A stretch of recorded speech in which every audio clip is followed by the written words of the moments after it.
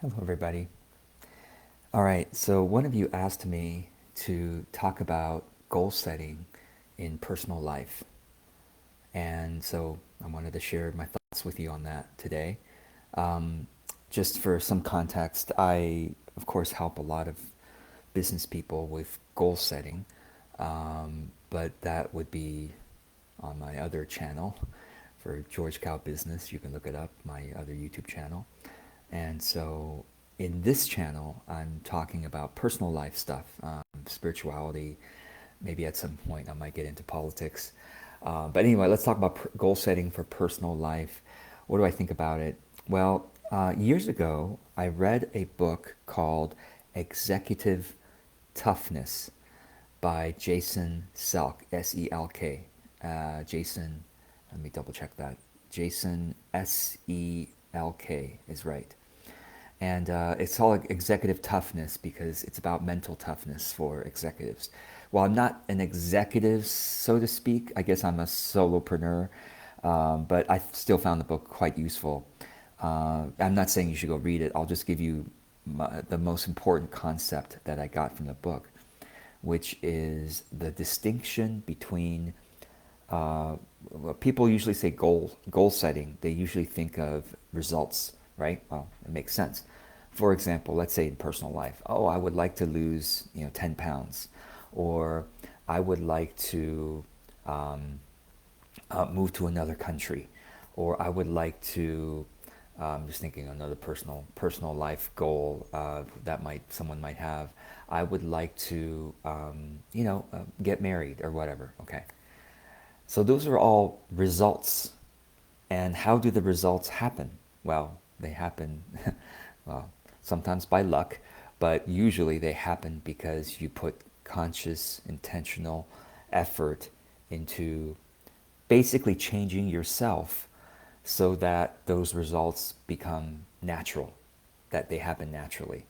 So, for example, the losing 10 pounds is the result, and the changing yourself would be things like changing how you eat, how you exercise, how you sleep, and maybe other factors that lead to weight loss as well. But so the distinction that I learned from there was the results goals, which is what people usually set, and they usually don't set the other type of goal, which is super important, which is process goals.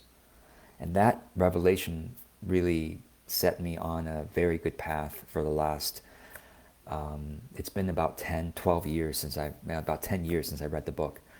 Really good pathway since then because I understand, okay, fine, it's inspiring to set results goals. I would like to achieve this, or I would like this to be different in my life. But then it is more important actually to set process goals. The process that I do on a regular basis that naturally, of course, will lead to those results. So that's how I think of goal setting, both in business but also in personal life. So, for example, if I have well, a goal to be healthy, a goal to lose my belly weight, okay, for example, I go, well, okay, that's a fine goal, but what is the process goal? The goal of the process goal, meaning, did I exercise today in a specific way that I want to exercise? If I did that process, then I'm successful with my process goal for today. That's how I think of life, right?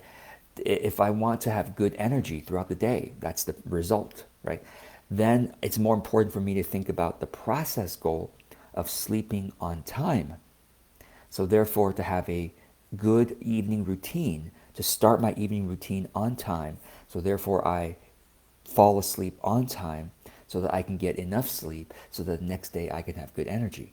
The process goal is the sleeping on time and all that's associated with it. Did I do the process? If I did the process, then check. Whether or not I actually have good energy the next day, well, sometimes it's bad luck or whatever, or some other factor, fine. But if I do the process every day, I am very likely to have excellent energy the next day, right? I'm more likely to have excellent energy the next day. Another example, if I want to control my cholesterol. I want to have a better cholesterol profile. That's the result goal. Well, what's my process goal for that?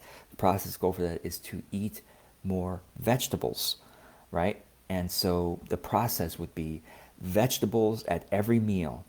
Or if I, for some reason, that meal didn't have much vegetables, then I'll have a lot more vegetables in the next meal, right? So it's like that's the process goal. Did I do the process? If so, check. That was I reached my goal today, right? It's weird to say every single day I reach my goal, but yes, it's true. If the results goals are usually, you know, months or years off, right? The process goal is often a daily thing that you do that you can actually celebrate and say, you did it. You're successful today. That's how I think of goal setting.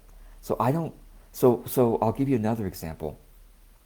Um, a big project like moving, like I now live in Mexico. I have lived out now here for just over a year, and we are happy to be living here. Things are, we like the weather better. The cost of living is definitely lower. People are more friendly here. We love the food here. Anyway, lots of good things that we like about here. And but that was a big project. Can you imagine, like, having lived in the United States most of almost all my life, and having lived in one house for about 20 years in one house.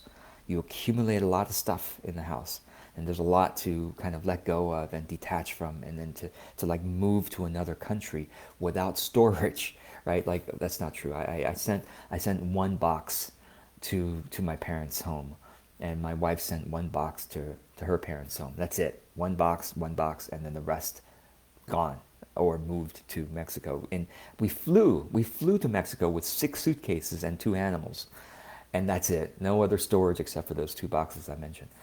Um, that was a big project, and you could say that was a results goal. Like, we would like to move to another country with just a few belongings. The process goal was much more important. We spent half a year decluttering almost every day. Certainly every week we had to do quite a bit.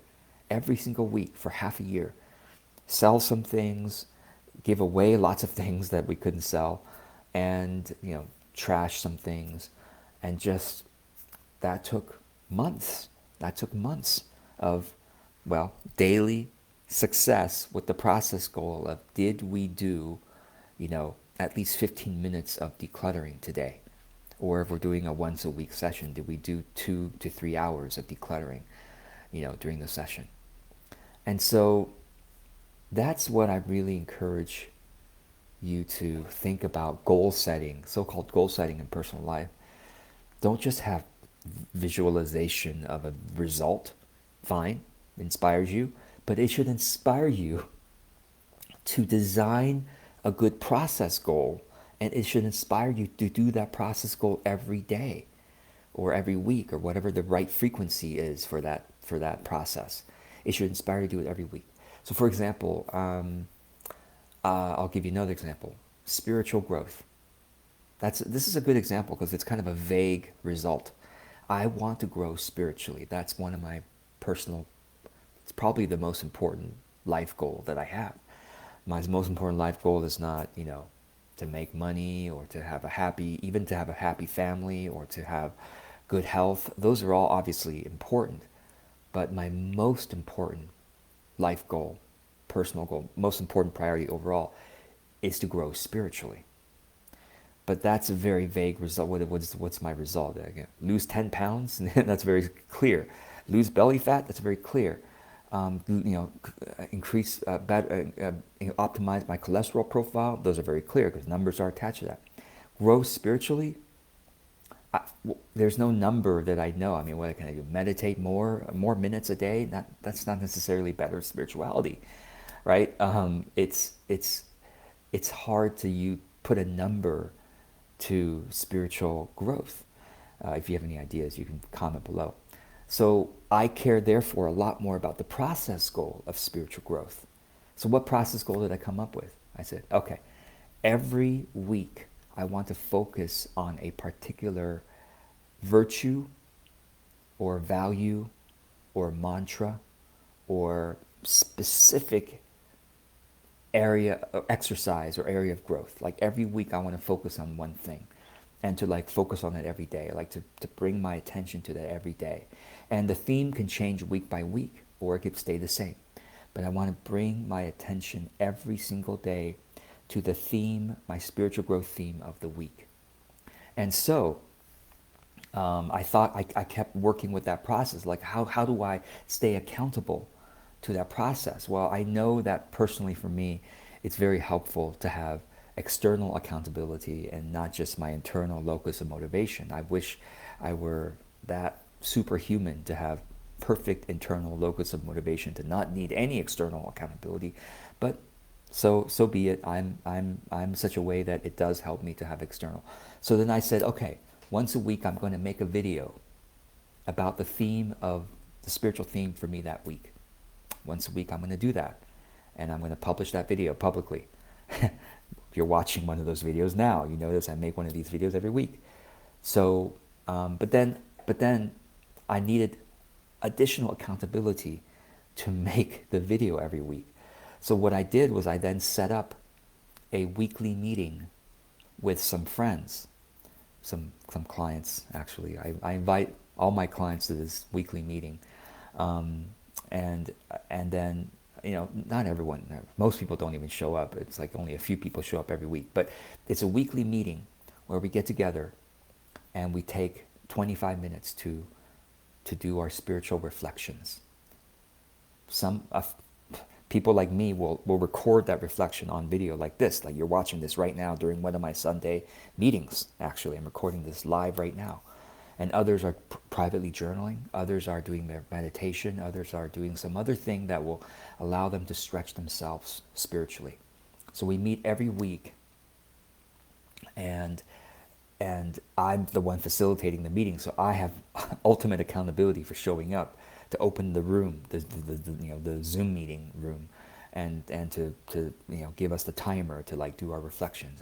Anyway, so I had to set up a process that I knew would really motivate me to continually pursue this vague results goal of spiritual growth. And I've been doing this Sunday meeting now for over a year. Every single day, I believe it's over a year. If I look back on my calendar, it's almost okay. It's 3 months. It's been 9 months consistently, 9 months, and every single day, without and fail. So I'm pretty proud of that. I'm sorry, not every single day, every single week without fail for 9 months. And I'm pretty proud of that, because that's the point. Is goal setting for personal life means to me thoughtfully designing a process goal that you will show up for on a consistent basis. If you keep showing up, whatever accountability you need, external accountability you need for that process goal to keep showing up, so that the results goal naturally takes care of itself. The last thing I'll say right now, I think that's all I want to say. I mean, right now I was going to say my ultimate process goal for my life, besides these Sunday video recordings that helps me reflect on it every day. The ultimate process goal for my life is to do everything with as much love as possible. To do everything with as much spiritual presence as possible. To have as many moments in my day of spiritual reconnection as possible. Sometimes people can't even tell, right? I'm just taking a moment, taking a few seconds, check in with myself and come back to what Spirit is calling for me to be in this moment, right? That's my ultimate goal. Personal goal setting. If I could do that, I would. Anything else is not important. Anything else is not important in comparison to that. And so, anyway, I'm thinking of a process goal for that right now. But the process goal is to continually check in. Actually, it's to continually be aware. Like, oh, when was the last time I checked in, and to Spirit, So anyway, I hope this is helpful in some way. I look forward to seeing if you want to add any comments below on your own personal goal, what goal is important to you right now. Therefore, what's your process goal for that result that you want to achieve. So, thanks for watching, and I wish you a wonderful day.